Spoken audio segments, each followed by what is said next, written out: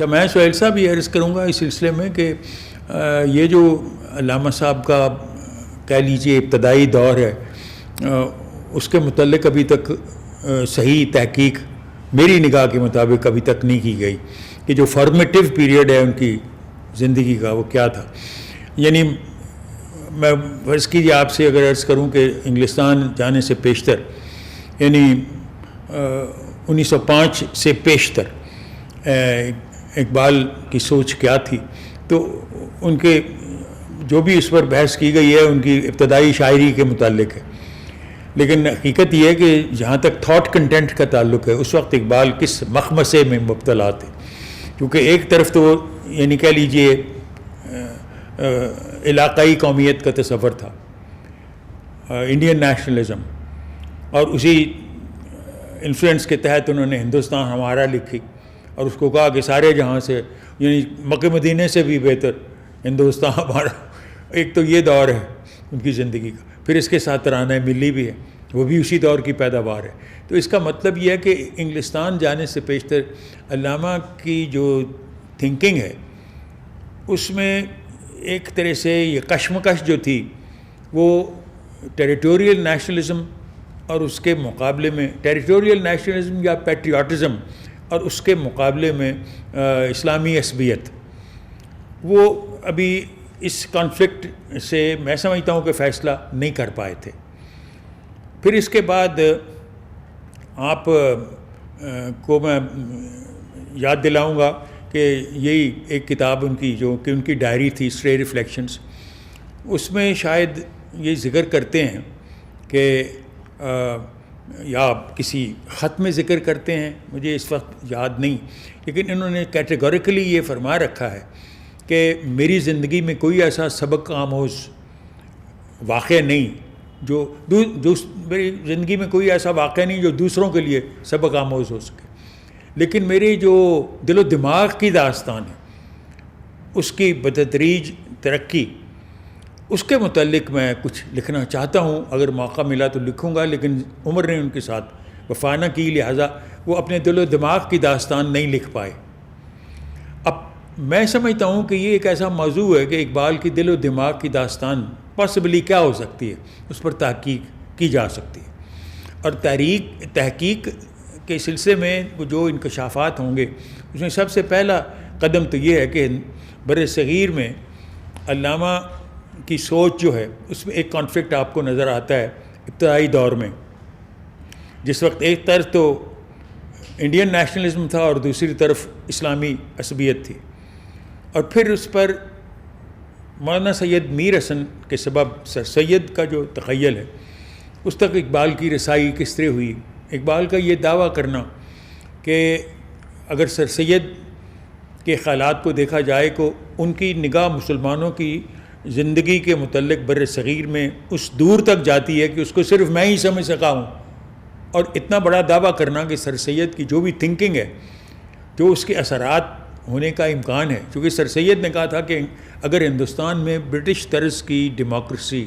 Introduce کی گئی تو مسلمان خسارے میں رہیں گے. اقبال نے اس تھنکنگ کو پکڑ لیا تھا اور اسی لیے وہ فرماتے ہیں کہ اس کے کیا نتائج نکل سکتے ہیں اس کو صرف میں ہی سمجھ سکتا ہوں. اور میں سمجھتا ہوں کہ یہ ساری سوچ اقبال کے ذہن میں تھی، اسی کی وجہ سے ان کے ہاں یہ تاثر تھا کہ ایک طرف انڈین نیشنلزم اور دوسری طرف یہ مسلم عصبیت، کہ اس کو کس طرح اس مسئلے کو طے کیا جائے. اسی اسٹیٹ آف مائنڈ کے ساتھ وہ انگلستان گئے ہیں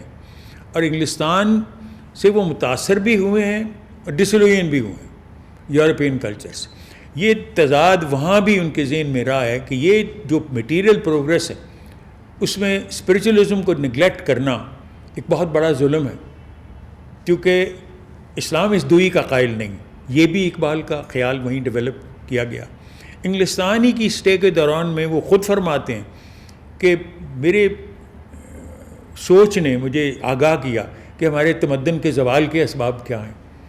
جس میں انہوں نے ملوکیت اور ملائیت اور پیری مریدی کا ذکر کیا ہے. سو اس کا مطلب یہ ہے کہ وہاں انہوں نے نہ صرف ویسٹرن کلچر کو کرٹیکل نگاہ سے دیکھا، اس کی مثبت پہلو اور اس کے منفی پہلوؤں کا اندازہ کیا، اس کے ساتھ ہی اپنا جو زوال کی کیفیت ہے اس سے بھی آگاہ ہونے کی کوشش کی۔ یہ انگلستان کا جو تجربہ اقبال کے ساتھ ہوا وہ اس پر میں سمجھتا ہوں کہ تحقیق کی ضرورت ہے، کیونکہ بہت سارے تاثرات جو ہیں وہ ان کے خطوط میں ملتے ہیں، ان کی نثری تحریروں میں ملتے ہیں جو کہ انگلستان جانے سے پیشتر لکھی گئیں۔ مثلا مخزن آپ نے ذکر کیا ہے ان کے شعری مجموعوں کا، میں ذکر کر رہا ہوں اقبال ان ٹوٹیلٹی کہ ان کی سوچ کی ڈیولپمنٹ کیا ہوئی ہے۔ 1905 سے پہلے کی ان کی جو نثری تحریریں ہیں ان پر بھی غور کیجیے، اور اس پہ وہ کتنے مایوس تھے مسلمانوں سے، اپنی کمیونٹی سے بر صغیر میں، اور اس کے بعد جب انگلستان جانا ہے تو اس کے مثبت اور منفی اس تعلیم کے جو اثرات ہیں ان پر کیا ہوئے۔ پھر اب یہ واپس آتے ہیں، اب 1909 میں آ جائیے۔ 1909 میں ایک خط ہے ان کا جو کہ کسی سوسائٹی نے ان کو لکھا تھا، میں نے اس کا حوالہ زندہ رود میں دیا ہوا ہے، اور ان کو مدعو کیا گیا تھا ایک ہندو مسلم یونٹی کی میٹنگ کے متعلق جو کہ انڈین نیشنلزم کے بیسس پر بلائی گئی تھی۔ اس کا خط کا جواب انہوں نے دیا ہوا ہے کہ یہ ایک شاعرانہ تخیل ہے ہندوستان میں ایک متحدہ قوم کا تصور، ہندوؤں اور مسلمانوں پر مشتمل، اور ایسی صورت جو ہے وہ حقیقی طور پر یعنی زمینی حقائق کے مطابق نہیں، لہٰذا میں آپ کی اس ایک محفل میں یا اس جلسے پہ شریک نہیں ہوں گا۔ اچھا، اس سے ظاہر ہوتا ہے کہ 1909 میں وہ کلیئر ہو گئے تھے جہاں تک مسلم عصبیت کا تعلق ہے۔ اچھا، اب اس دور میں اگر کوئی ایسی تحریر ہے جو گراوری کرتی ہے وہ علامہ کی ڈائری ہے اسٹرے ریفلیکشنز، اس میں بہت سارے ایسے تخیلات ہیں جو ان کے ذہن کی عکاسی کرتے ہیں، کس طرح ان کو ایتھیزم سے ورڈزورتھ کی شاعری نے محفوظ کیا۔ یعنی ایتھیزم سے ورڈزورتھ کی شاعری تو ایک طرح سے وجودی تصوف ہے، گاپینتھیسٹک فارم ہے، اس کی بھی extreme form. Why would he in fact be a convert to spiritual basis of life on the basis of Wordsworth. اچھا، اب یہ ساری اقبال کی وہ ایوولوشن ہے، ایتھیزم سے اقبال کو ورڈزورتھ بچا رہا ہے۔ اچھا، اب اور اس قسم کے تخیلات اس کتاب میں موجود ہیں جو کہ بعد میں ان کی شاعری کے عنصر بنے۔ سو میں سمجھتا ہوں کہ اسٹرے ریفلیکشنز بھی ان حقائق کو جاننے کے لیے کہ اقبال کا جو ذہنی ارتقاء ہے جس کے متعلق کہتے تھے دل و دماغ کی سرگزشت، اچھا اس میں صرف دماغ ہی نہیں دل بھی ہے۔ اچھا، اب یہ دل و دماغ کی سرگزشت جو اقبال کی ہے اس پر میں سمجھتا ہوں کہ تحقیق کی ضرورت ہے۔ میں تو صرف اس کے سیلینٹ پوائنٹس آپ کی نگاہ میں لا رہا ہوں جو میری نظر میں ہیں۔ اور اس کے بعد اب آگے چلیے، یہ کہہ لیجئے یہ ایک غبارہ ہے، یہ پھٹتا ہے پھر بالآخر اسرار خودی میں۔ اچھا، اس کی ساری جو گراؤنڈز ہے اس کے لیے پریپریشن جو ہے وہ کی جا رہی ہے، اور یہ میں سمجھتا ہوں کہ جو اقبال کی سوچ کا عطر ہے وہ دراصل اسرار خودی ہے، اور یہ اسرار خودی 1914 میں 12 میں پہلی مرتبہ ہوئی۔ اچھا، 1912 میں چلیے کہہ لیتے ہیں، چونکہ 1909 کا حوالہ میں نے دیا ہے اور 1910 میں اسٹرے ریفلیکشن کا ذکر کیا، اور یہ نیچرلی اس کا نیچرل رزلٹ تھا۔ اچھا، اور اسرار خودی کو تحریر کرنا اقبال کے لیے آسان نہیں تھا، اور اس پر جو قلمی ہنگامہ بھی مچا اس کو بھی آپ نظر انداز نہیں کر سکتے۔ اچھا، اب اس میں ہی اسی قلمی ہنگامے میں ہی جو یعنی کہہ لیجیے صوفیاء کرام یا جن کی بھی سوسائٹی یہاں پہ تھی، خصوصی طور پر نظامی صاحب اور اقبال کی دوستی بھی تھی، اور پھر کتنی آپس میں فاصلے ہو گئے، اس ہنگامے میں اکبر الہ آبادی بھی شامل ہو گئے، اور بہت سے اور بھی، ان کی طرف سے سوال ان کی طرف سے جواب، ان کی طرف سے سوال ان کی طرف سے جواب، یہ ہنگامہ کچھ مدت تک رہا بر صغیر میں۔ اقبال اپنے موقف سے ہٹے نہیں بلکہ اپنے والد سے جھگڑے بھی۔ علامہ کے والد کے ساتھ انہوں نے کہا کہ اسرار خودی میں سے یہ پیسیج نکال دو، تو انہوں نے کہا کہ حافظ پرستی بھی تو ایک طرح سے بت پرستی ہے، تو اس کے جواب میں ان کے والد نے کہا کہ اللہ تعالیٰ نے بتوں کو بھی برا کہنے سے منع کیا۔ اس کے بعد یہ خاموش ہو گئے اور وہ پیسیج نکال دیا گیا، لیکن ہنگامہ ہوا، اچھا، ہنگامہ اسی وجہ سے ہوا کہ یہ اسلام کو کس طرح انٹرپریٹ کرتے تھے اس دور میں. اسٹریٹ ریفلیکشنس ہی میں ایک پیسیج ہے جو میں آپ کے نوٹس میں لانا چاہتا ہوں.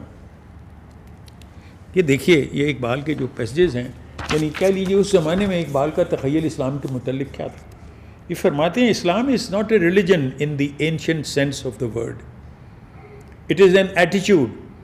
Attitude that is to say of freedom and even of defiance of universe. اچھا، اس کا کیا مطلب ہے؟ What does he mean by these thing? It is really a protest against the entire outlook of the ancient world. Briefly, it is the discovery of man. اچھا، یہ اسلام اب Discovery of مین سے کیسے متعلق ہو گیا؟ اور پھر اگلا پیسج بھی یہ اسٹریٹ ریفلیکشنس میں سے آپ کو میں پڑھ رہا ہوں. پھر فرماتے ہیں from the historical perspective he argues that religion in the primitive Times was national. Judaism affirmed that it was racial. Christianity preached that it was personal. But Islam teaches us that religion is neither national, nor racial, nor personal, but purely human. یہ humanistic interpretation of اسلام تو صوفیاء کا تصور ہے. اقبال تو Sufism کے، خاص طور پر وجودی صوفیزم کے یا وحدت الوجود کے مخالف تھے. تو یہ کہنا کہ اسلام کا بیسس ہی ہیومنسٹک ہے، اور پھر یہ کہنا کہ توحید کی تشریح جو ریکنسٹرکشن 1929 میں وہ فرماتے ہیں کہ توحید stands for human unity, human equality and human freedom. اچھا، یہ تصور یعنی توحید کو انٹرپریٹ کرنا on the basis of humanitarian basis, یہ ایک کانسیپٹ ہے جو کہ ایلین ہے. اور اسی کی بنیاد پر کہنا کہ اگر ہو عشق تو ہے کفر بھی مسلمانی، نہ ہو تو مرد مسلمان بھی کافر و زندیق. یہ بات کی شاعری، لیکن اس میں یہ عشق کی جو تصور ہے، اور عشق الہی اس کی ایک ڈائمنشن ہے، اور دوسری طرف سے عشق انسانیت سے. تو یہ جو سارا کانسیپٹ ہے علامہ کا، یہ اسلام کی جو توجیہ پیش کر رہے ہیں، انٹرپریٹیشن دے رہے ہیں، یہ عالمانہ تو نہیں ہے، یہ تو فلسفیانہ ہے. اور پھر آگے جا کے کہتے ہیں further points out, as a culture, Islam has no specific country, no specific language, no specific script, and no specific mode of dress. اچھا، یہ ان کی تقریروں میں سے اقتباس. میرا کہنے کا مطلب ہے کہ یہ جو ڈیفینیشن دے رہے ہیں اسلام کی، یا جو تصور یہ پیش کر رہے ہیں اور اس کا ہیومنسٹک ایسپیکٹ کو ہائی لائٹ کرنے کی کوشش کر رہے ہیں، اس کی کیا ڈائمنشن، اس پر میں نہیں سمجھتا کہ کوئی ابھی تک ہم نے تحقیق کی ہے کہ اقبال کے اس تھاٹ کی ڈیولپمنٹ اس طرح کیوں ہوئی. میرا اپنا تخیل مجھے اس سوچ کی طرف لے جاتا ہے کہ اقبال کا یہ کہنا کہ سر سید کی جو کنٹریبیوشن ہے اس کو صرف میں ہی سمجھ سکا ہوں، جو اس کے خدشات تھے اس کو صرف میں ہی سمجھ سکا ہوں. اس سے ظاہر ہوتا ہے کہ 1912 میں اسرار خودی کی پبلیکیشن سے پیشتر ان کے ذہن میں یہ تصور پیدا ہو چکا تھا کہ نیشنلزم کی کنڈیمنیشن کی جائے، پیٹریاٹزم کی کنڈیمنیشن کی جائے as western thought in the context of the situation, political situation in the undo Pakistan sub continent. اسی وجہ سے ان کی تصور میں یہ ایک تضاد ہے کہ ایک طرف سے وہ نیشنلزم کو برا کہہ رہے ہیں، ٹیریٹوریل نیشنلزم کو یا سیکولر نیشنلزم کو، اور اسی طرح پیٹریاٹزم کو کہہ رہے ہیں یہ ہماری دین کے دشمن ہیں، اور ایمفیسس لے کر رہے ہیں امت پر، امت کے تصور پر یا ملت کے تصور پر. اور مولانا حسین احمد مدنی سے جو کنٹروورسی ہوتی ہے اس سے بھی یہی ظاہر ہوتا ہے کہ یہ ملت اور قوم میں فرق امتیاز نہیں رکھ رہے، کیونکہ مولانا حسین احمد مدنی کا موقف یہ تھا، اور اب ان کے بیٹے نے بھی اسی کی دوبارہ تشریح کی ہے کشمیر کے سلسلے میں. جس وقت انہوں نے اپنی تقریر میں کہا ہے کہ کشمیر انٹیگرل پارٹ ہے ہندوستان کا، تو اب تو یہ خیر ان کے فرزند ہیں، لیکن جہاں تک ان کے والد کا تعلق ہے ان کا موقف یہ تھا کہ مسلمان قومیت کے اعتبار سے تو ہندوستانی ہیں،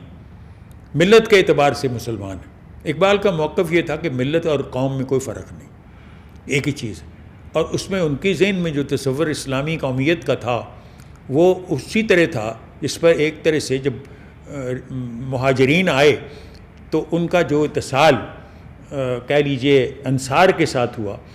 اسی بنیاد پر جو ملت یا امت یا قومیت کا تصور اسلام، وہیں سے اقبال اس کو ڈرائیو کر رہے ہیں اپنی تھنکنگ کے لیے. تو یہ تھاٹ ان کے ہاں بن چکا تھا بائی 1909. اچھا، اسرار خودی کا سب سے اہم پہلو جو ہے، ایک تو خیر انہوں نے کہہ لیجئے ایک مردہ قوم کو ایک سبق دیا کہ خودی کا، کیونکہ اس سے پیشتر جو تصور ہمارے ہاں تھا وہ تو یہی تصوف کے سبب کہ خودی کو مارو. اقبال کا سبق یہ تھا کہ نہیں، خودی کو مارنے سے ہی تو ہم مر گئے، ہمارا خدا بھی مر گیا، لہٰذا خودی کو زندہ کرو. اور خودی کو زندہ کرنا ہو تو اقبال نے تو خدا کو بھی خودی کا مرکز بنا دیا. وہ شاید خدا اسلام صوفیاء کے نزدیک نہیں ہے جو اقبال کے ہاں خدا اسلام ہے، کیونکہ اقبال کے ہاں تو خدا اسلام فاؤنٹین ہیڈ آف خودی ہے. وہ تو کہتے ہیں کہ اللہ تعالیٰ تو حدیث قدسی کا حوالہ دیتے ہیں کہ اللہ تعالیٰ نے یہ کائنات اس لیے کریٹ کی کہ تنہائی کو دور کر سکے. اور یہی ایک دعا ہے اسرار خودی میں، جس سے یہ ظاہر ہوتا ہے کہ ان کے ذہن میں اسلامی ریاست بر صغیر میں مسلم میجورٹی کے بیسس پر، مسلم نیشن ہوڈ کے بیسس پر، مسلم پیٹریاٹزم کے بیسس پر موجود تھی. اور تبھی وہ فرما رہے ہیں، اللہ تعالیٰ سے دعا کر رہے ہیں کہ اللہ تعالیٰ تم نے اپنی تنہائی کو دور کرنے کے لیے کائنات بنائی، لیکن میری صورت یہ ہے کہ من مثال لالۂ صحراستم درمیان محفل تنہاستم. اور پھر اللہ تعالیٰ سے دعا کرتے ہیں کہ مجھے ہمدم دیرینہ دے، ایسا ہمدم جو کہ این و آن سے متاثر نہ ہو، تاکہ میں اپنے دل کی بات اسے بتا سکوں. اور پھر کہتے ہیں کہ اس بت کو میں ہی خود تراشوں، اس کی طرح حضرت ابراہیم کے والد کی طرح میں ہی اس بت کو خود تراشوں اور میں خود ہی اس کی پرستش کروں. اب یہ ساری دعا جو ہے، یہ جو ہمدم مانگ رہے ہیں، یہ میں نے محسوس کیا ہے کہ یہ ایک طرح سے اللہ تعالیٰ سے دعا کر رہا ہے ایک صاحب فکر کہ مجھے صاحب عمل کو یہ عطا کر جو میرے تخیل، میرے خواب کو حقیقت میں بدل دے. یہ خواب جو تھا اس کے ذہن میں اسرار خودی لکھتے وقت ہی آ گیا تھا. میرا تاثر یہ ہے، اور اس نظم سے بھی یہ حقیقت واضح ہوتی ہے کہ what is he aspiring for? Is he not wanting ایک صاحب عمل، کیونکہ وہ خود صاحب عمل نہیں تھے، ایک شاعر کی حیثیت سے، ایک فلسفی کی حیثیت سے. تو اب اسرار خودی تو میں سمجھتا ہوں کہ it is not only a philosophical work defining Iqbal's concept of خودی یا اقبال's کانسیپٹ آف خدا. یہ تو ایک علیحدہ بات ہے کہ بجناری نے انہیں خط لکھا کہ یہ تصویر نامکمل ہے، اور خودی یعنی کہہ لیجئے انفرادی تو ہے، خودی اجتماعی بھی ہونی چاہیے. تو اس پر انہوں نے اسرار خودی کے بعد رموز بے خودی بھی لکھ ڈالی. تو یہ رموز بے خودی اور اسرار خودی کا وجود میں آنا، اس سے ثابت ہوتا ہے کہ اقبال کے ہاں کانسیپٹ جو ایک مسلم ریاست کا ہے بر صغیر میں مسلمانوں کی میجورٹی کے بیسس پر، یہ اسی وقت وجود میں آ گیا تھا. اور آگے تو مراحل ہیں،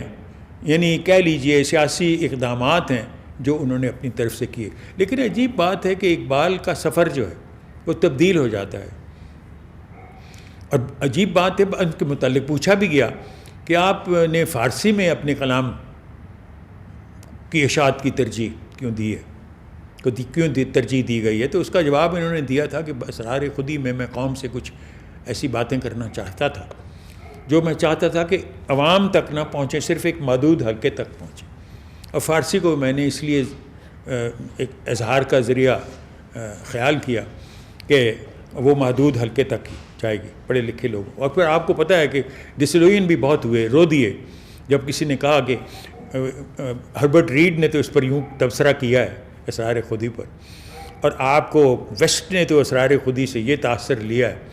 تو کہنے لگے کہ افسوس ہے کہ جن کے لیے میں نے یہ لکھی تھی کتاب ان کو اس کا کوئی احساس ہی نہیں ہوا. And he ویپٹ.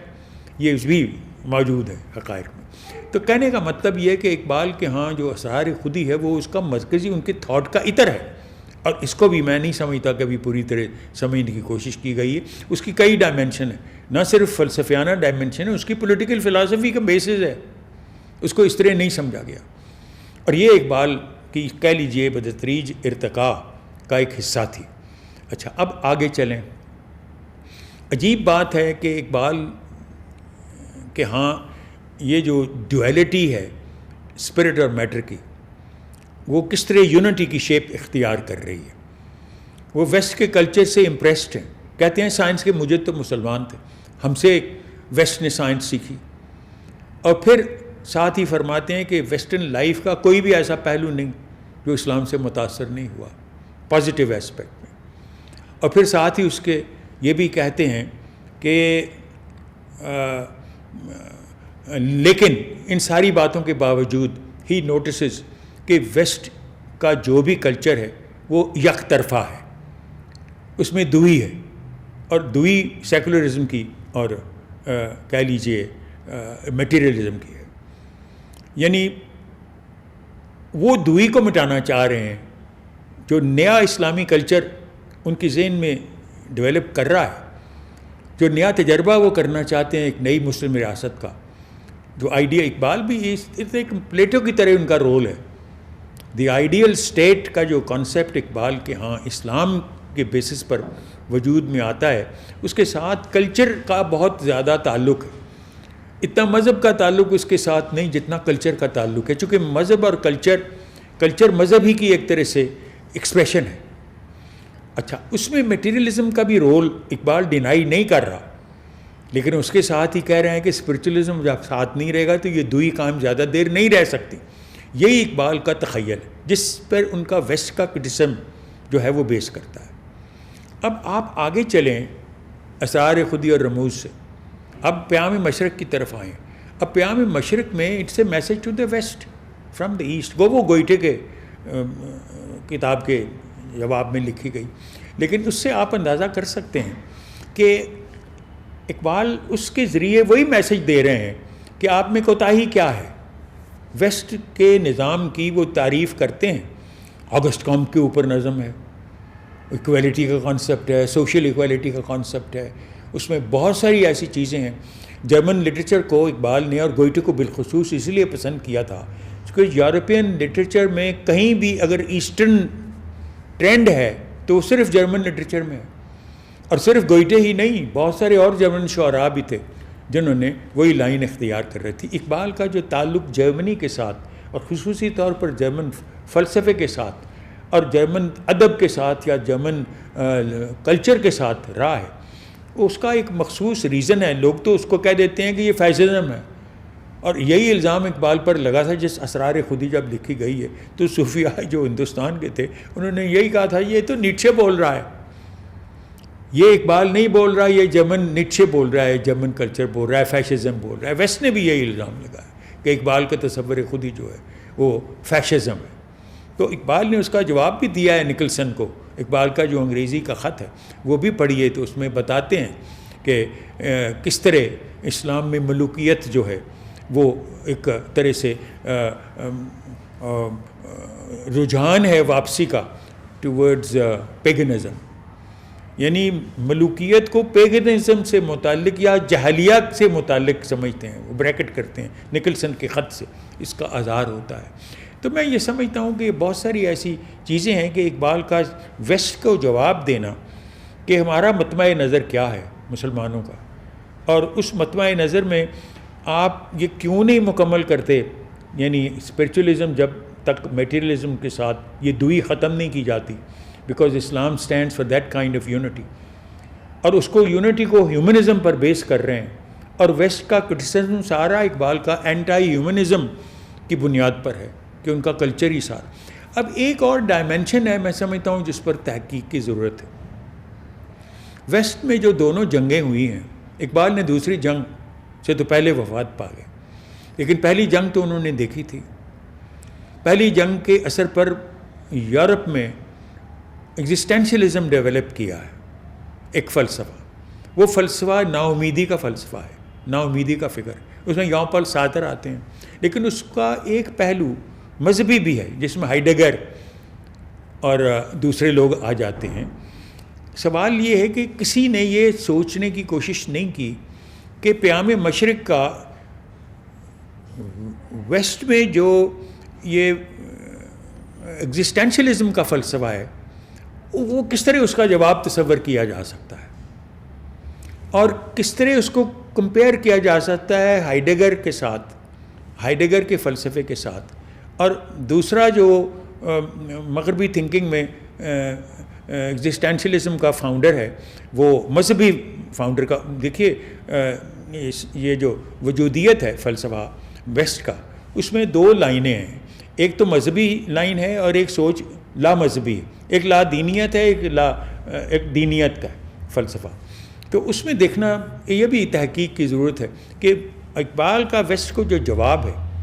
وہ کس طرح ہے، اور پیام مشرق جو ہے اس میں اس کا کیا عنصر ہے جس سے ہم کمپیئر کر سکتے ہیں کہ وہ ویسٹ کو کس طرح جواب دے رہے ہیں. ویسٹ کے فلسفہ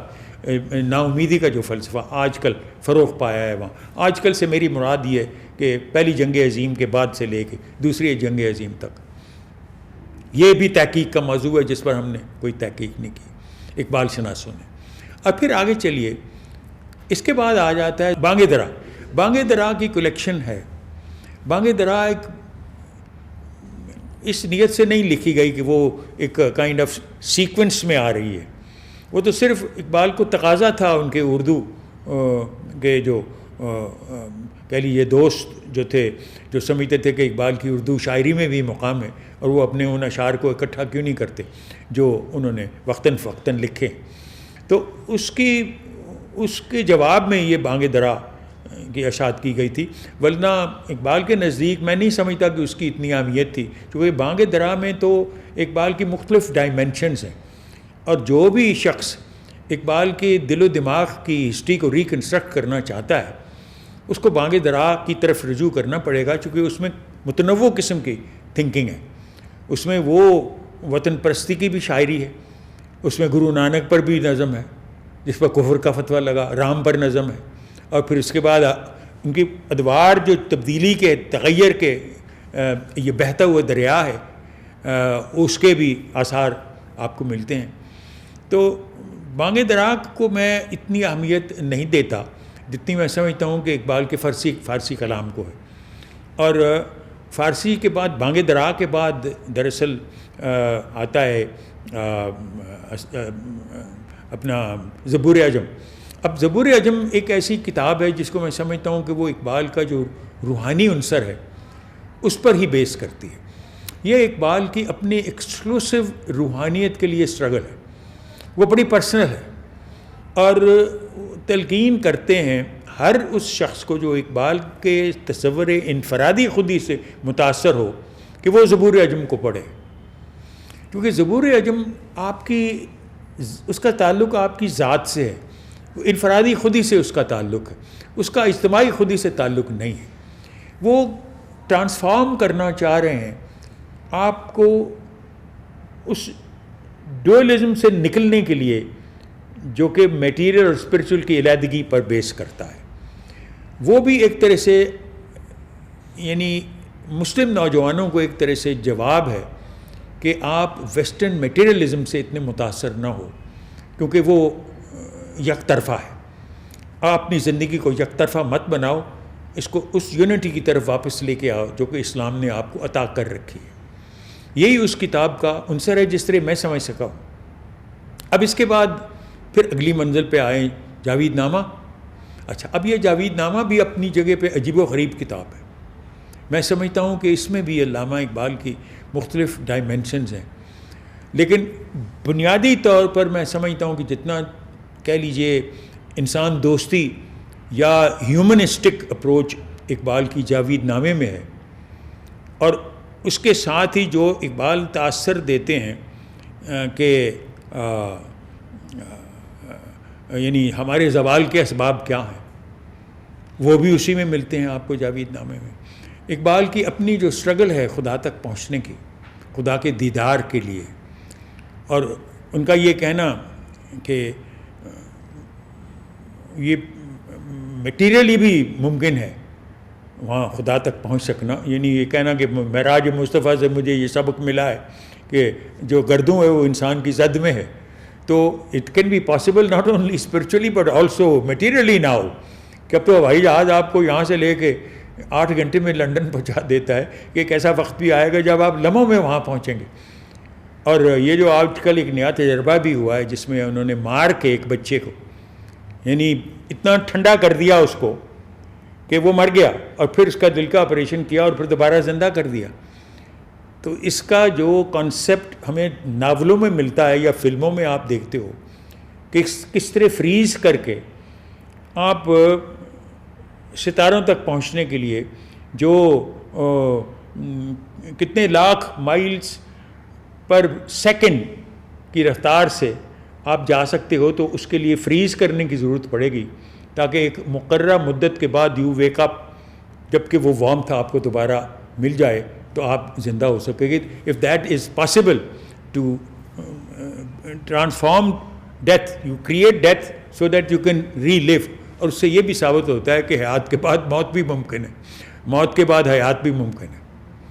تو اب یہ اقبال کی جو تصنیف ہے جاوید نامہ، میں سمجھتا ہوں کہ اس کو بھی پوری طرح سمجھنے کی ضرورت ہے، چونکہ اس کی بھی کئی ڈائمنشنز ہیں. اس پہ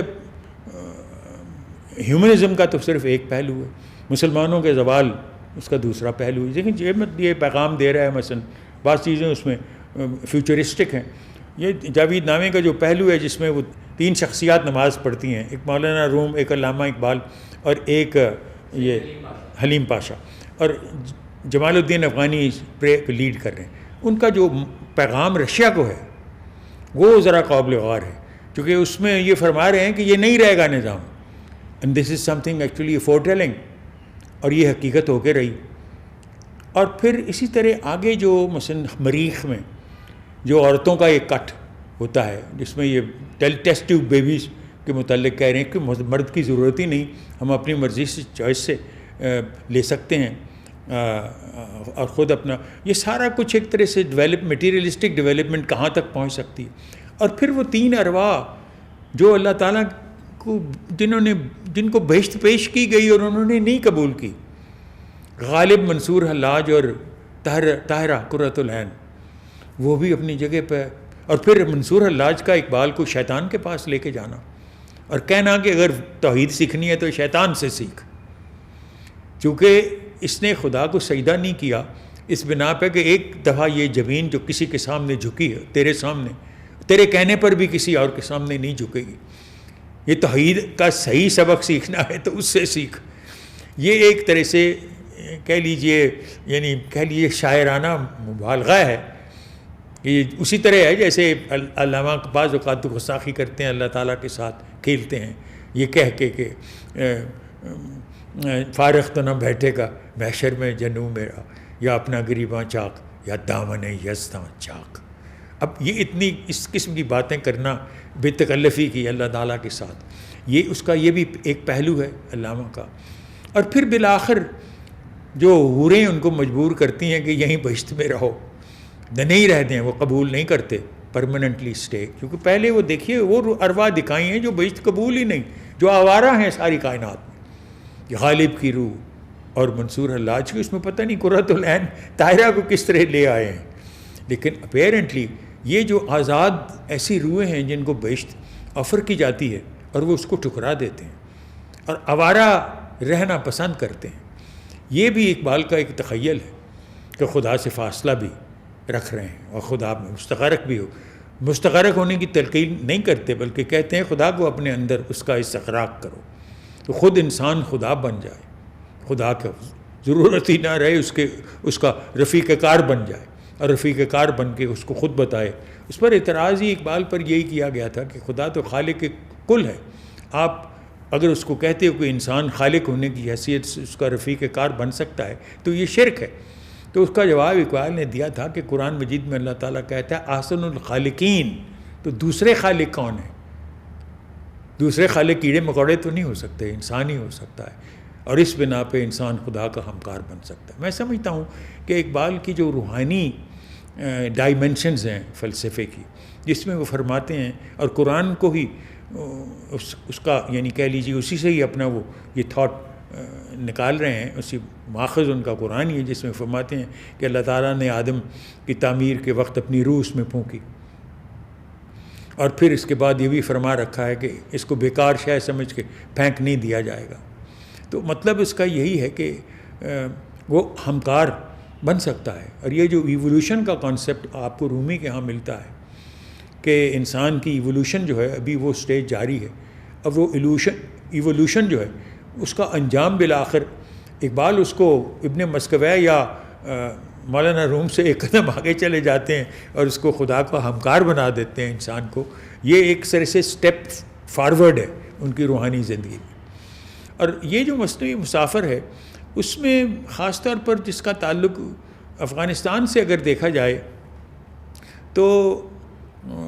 اس کی تفصیل مولانا حسین اپنا سید سلیمان ندوی نے دی ہوئی ہے کیونکہ وہ اس سفر میں شریک تھے. انہوں نے یہ سیر افغانستان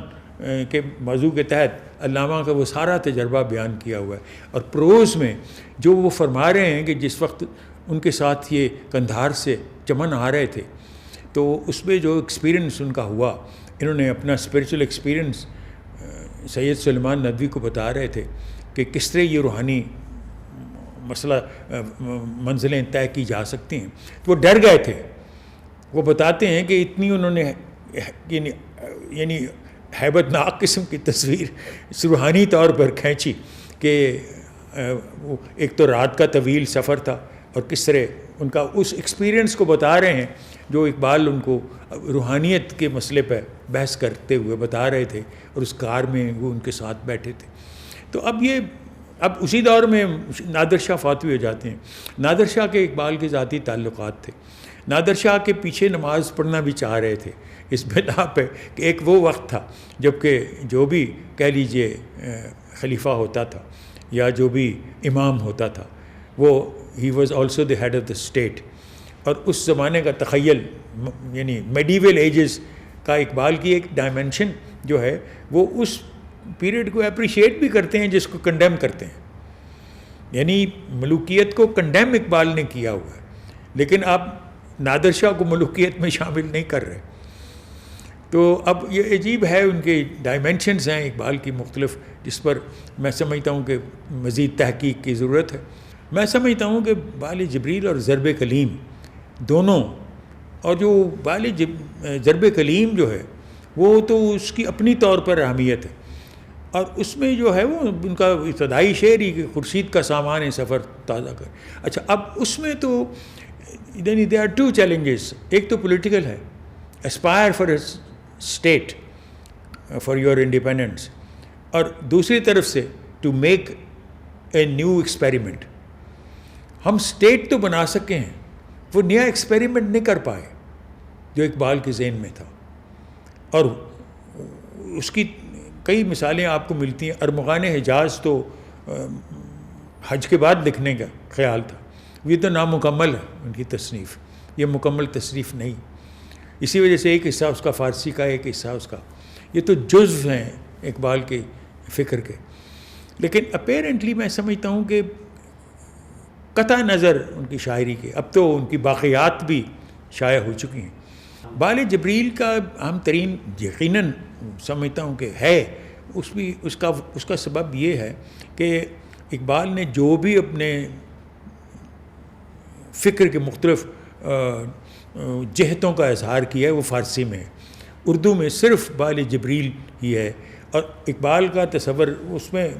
محمدین تاثیر کا جو کہانی ہے ایک جس کا وہ ذکر کرتے ہیں کہ کہکشاں ایک رسالہ نکلا اور اس کے ایڈیٹر کی خواہش تھی کہ علامہ صاحب کی نظم اس میں شامل ہو. تو اس وقت یہ جاوید نامہ تحریر کر کے فارغ ہوئے تھے. تاثیر ان کو لے کے گئے اس کے ایڈیٹر کو, کہکشاں کو, اور انہوں نے کہا کہ تاثیر کو کہا, کوئی بہت محبت کرتے تھے اس سے, اور اسے کہا کہ بھائی بات یہ ہے کہ میں تو فارسی میں اشعار کہہ کے ایسے محسوس کرتا ہوں جیسے سنگ مرمر کی عمارت کے بعد گارے کی عمارت بنانا ہے, اردو میں لکھنا کچھ. تو میرے پاس مجھے تو آمد ہو نہیں رہی, تو تم کچھ شعر پڑھو. تو پھر وہ تاثیر خود بیان کرتے ہیں کہ میں نے اپنا کوئی شعر ان کے سامنے پڑھے. اس کے مشہور شعر ہے, تاثیر کی مشہور غزل ہے کہ زلف آوارہ گریواں چاک اے مست شباب, تیری صورت سے تجھے درداش نہ سمجھا تھا.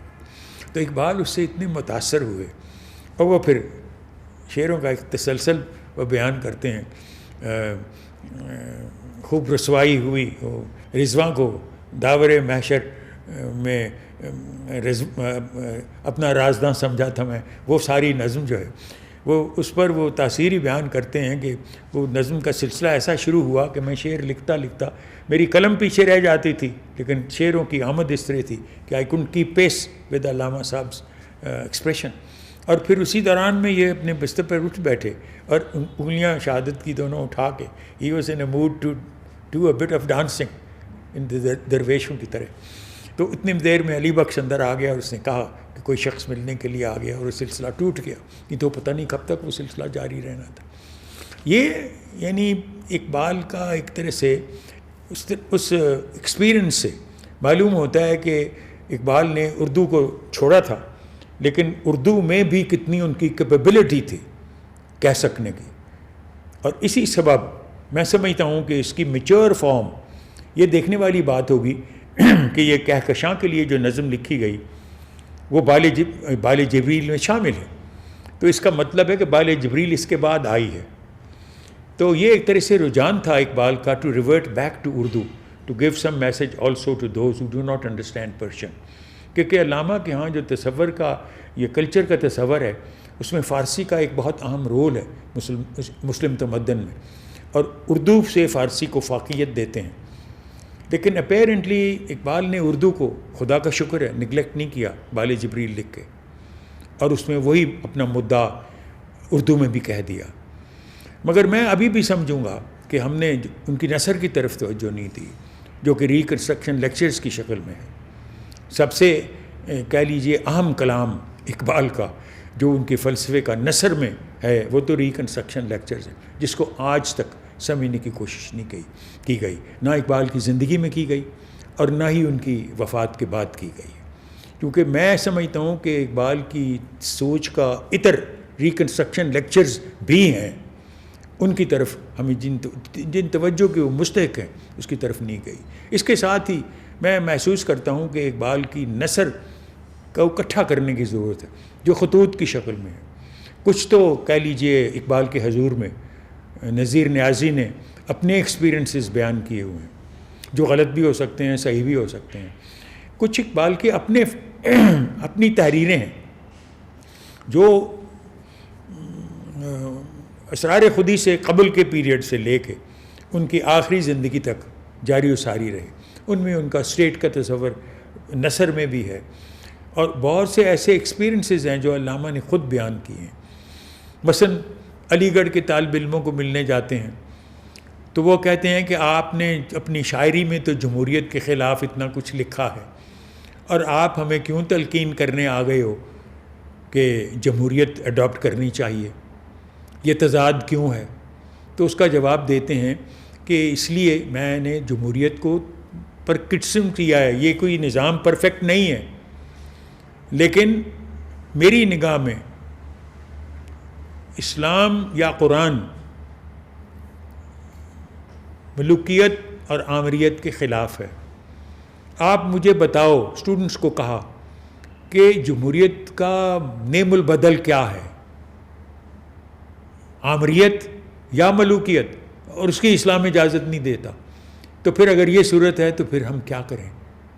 تو اس کا کوئی جواب بچے نہ دے سکے علی گڑھ کے طلباء، لیکن اقبال نے اپنی یہ بات منوا لی کہ گو جمہوریت میں بہت سی خامیاں ہیں لیکن اس کے علاوہ چارہ بھی کوئی نہیں. اور پھر خود ہی جو اقبال کا تصور آپ کو ریکنسٹرکشن لیکچرز میں ختم نبوت کا ملتا ہے، جس کا کوئی تعلق مذہبی کنٹروورسی سے نہیں، جو کہ فلسفیانہ موضوع ہے، جس میں وہ فرماتے ہیں کہ نبوت کی اس لیے ضرورت نہیں چونکہ اور وہی نے نہیں آنا، اور وہی کی انٹرپریٹیشن انسان نے خود کرنی ہے، اور انسان کی عقل استغرائی اس میچورٹی پہ پہنچ گئی ہے کہ اب اسے کسی نبی کی ضرورت نہیں، اور ساتھ ہی کہہ دیا کہ مذہبی پیشوائیت کی بھی ضرورت نہیں، اور پھر ساتھ کہہ دیا ملوکیت کی ضرورت نہیں. مذہبی پیشوائیت کی ضرورت اس لیے نہیں کیونکہ اسلام میں کہیں پریسٹہوڈ ہے ہی نہیں اور نہ ہی ملوکیت ہے. اور پھر آخر میں کنکلوژن پہ پہنچتے ہیں کہ اسلام کا میسج کیا ہے، سلطانی جمہور. اور سلطانی جمہور کی مثال حضرت ابوبکر کی الیکشن اور اس کے بعد حضرت عمر کی نامینیشن سے دیتے ہیں. وہ اس بحث میں نہیں پڑھتے کہ یہ صورت کیا تھی، حالانکہ اس کی بہت ساری اور ڈائمینشنز بھی نکلتی ہیں، کہ اس زمانے کی پریمیٹیو ریپبلکن شکل جو تھی وہ اسلام نے انٹروڈیوس کی جبکہ وہ روم کو فتح کر چکے تھے، ساسانین ایمپائر کا خاتمہ کر چکے تھے، تو چاہتے تھے تو اسی قسم کی سلطانی یا ملوکیت کر سکتے تھے۔ جو حضور کی حکومت کا دور ہے، جو علامہ کی اگر کوئی تحریر ریکنسٹرکشن لیکچرز کے پہلے انگریزی میں تحریر ہے تو وہ ان کا تھیسس ہے، پی ایچ ڈی کا تھیسس، تو اس تھیسس میں باوجود اس کے کہ علامہ فرماتے ہیں کہ یہ میری جو بھی نالج تھی اس وقت یورپ میں، خاص طور پر جرمنی میں، جو بھی اس وقت کی نالج تھی دنیا اسلام کے متعلق یا اسلامی فلسفے کے متعلق، اس کی محدود کتابیں تھیں جن کو مجھے پڑھنے کا موقع ملا، اور اس میں بعض اغلاط کی طرف بھی اپنا اشارہ کرتے ہیں، خصوصی طور پر جو ان کا تصور مولانا روم کے متعلق اور منصور حلاج کے متعلق تھا، اس میں یہ تبدیلیاں بعد میں ان کی تھاٹ میں آتی ہیں جس کا اعتراف کرتے ہیں، لیکن اس کتاب کی ایک اپنی اہمیت ہے کیونکہ اس میں بھی بہت ساری ان باتوں کی طرف وہ دوبارہ رجوع کرتے ہیں اپنے ریکنسٹرکشن لیکچرز میں۔ اس پر بھی میں سمجھتا ہوں کہ مزید تحقیق کی ضرورت ہے کہ ریکنسٹرکشن لیکچرز میں کون سے ایسے موضوعات ہیں جو کہ ڈیولپمنٹ آف میٹا فزکس میں بھی موجود تھے، اور چینج کس طرح آئی۔ مثلا مولانا روم کے متعلق اقبال کا پہلے تخیل تو یہی تھا کہ وہ کہہ لیجیے وحدت وجود کے قائل تھے، لیکن بعد میں ان کا تاثر بدل گیا کیونکہ وحدت وجود کی بجائے اقبال انہوں نے سبق کچھ اور ان سے لیا، اور اس کا سبب یہ تھا کہ ان کے ایک دوست، ایک مستشرق، فرانسیسی مستشرق میسینیو کی کتاب جو حلاج کے متعلق لکھی گئی، اس سے ان کا تھاٹ یہ بدلا، اور منصور حلاج کے متعلق بھی اقبال کا فکر بدل گیا۔ منصور حلاج کے متعلق مولانا روم فرماتے ہیں کہ یہ کہنا انا الحق، یہ تو ایک بڑی یعنی کہہ لیجئے عجز کا اظہار ہے، تو وہ انا الحق سے مولانا روم اس قسم کا تاثر اخذ کر رہے ہیں منصور حلاج سے، یہ تو سب کچھ وہی ہے۔ اور اقبال کا وہ جو شعر ہے، خضر بتائے کیا بتائے اگر ماہی کہے دریا کہاں ہے، یہ تو وہ حساب ہے۔ تو اس نقطہ نگاہ سے اقبال کے ہاں جو تصور مولانا روم کے متعلق ڈیولپمنٹ آف میٹا فزکس میں ہے، وہی ایک طرح سے تصور غلط نہیں تھا جو اقبال بعد میں سمجھ رہے ہیں کہ غلط ہے۔ اینی وے جو ریکنسٹرکشن آف ریلیجیس تھاٹ ہے، میں اس کو بڑی اہمیت دیتا ہوں، اور اس کو اہمیت دینے کا سبب یہ ہے کہ اقبال کے اپنے زمانے میں یہ اقبال کی ایسی کتاب ہے جس کو سب سے زیادہ غیر ضروری سمجھا گیا ہے، اور مسلم علماء کے حلقے میں جو اقبال کی سب سے غیر مقبول تصنیف ہے وہ ریکنسٹرکشن لیکچرز، کیونکہ اقبال کے ہر تخیل سے، ہر تصور سے وہ اس سے انحراف کرتے ہیں، وہ سمجھتے ہیں کہ یہ اسلامی تصور نہیں ہے۔ اس میں اقبال نے ان موضوعات کو ٹچ کیا ہے جو کہ میں سمجھتا ہوں کہ عالمی فکر سے بھی متعلق ہیں۔ ایک تو اس میں اقبال کا تصور خدا ہے، اور تصور خدا کے حوالے سے اقبال نے جو ڈیفینیشن اپنی نقطہ نگاہ سے خدا کی دی ہے یا خدا اسلام کی، وہ سورہ نور پر ان کا انحصار کیا اپنے آرگومنٹ کا، اور سورہ نور میں وہ خود فرماتے ہیں کہ اس سملی میں جو خدا نے اپنی ذات کے متعلق بتایا ہے کہ میں آسمانوں اور زمینوں کو، اللہ تعالیٰ آسمانوں اور زمینوں کا نور ہے، اور یہ تو ایک بڑی جنرل سی ایکسپریشن ہے۔ پھر اس کے بعد وہ کہتے ہیں کہ جو باقی اس میں سمبالزم ہے وہ پرٹیکولرائز کر رہا ہے کہ وہ ایک شعلہ ہے، شعلے کے لیے قندیل ہے، قندیل ایک روزن میں ہے، اور روزن میں سے وہ شعلہ جو ہے وہ ستارے کی طرح چمک رہا ہے۔ تو وہ فرما رہے ہیں کہ ان ساری اصطلاحات سے معلوم ہوتا ہے کہ ایک پرٹیکولر شخصیت ہے اللہ تعالیٰ۔ تو جب شخصیت پر سوال آتا ہے کہ خدا کو اگر شخصیت عطا کرو تو وہ پھر طول و عرض اس کے پھر متعین کرنے پڑ جاتے ہیں، کیونکہ جو بھی شخصیت کا ذکر آپ کریں گے اس کو وہ محدود ہو جائے گی، وہ لامحدود نہیں رہے گی۔ تو اس آرگومنٹ سے اسکیپ کرنے کے لیے وہ کہتے ہیں کہ اس کی شخصیت کا میٹیریل سینس میں طول و عرض نہیں، کیونکہ یہ اس کی گہرائی کا حوالہ دیتے ہیں کہ اپنے شخصیت کے امکانات میں گہرائی ہے، اس اعتبار سے وہ لامحدود ہے۔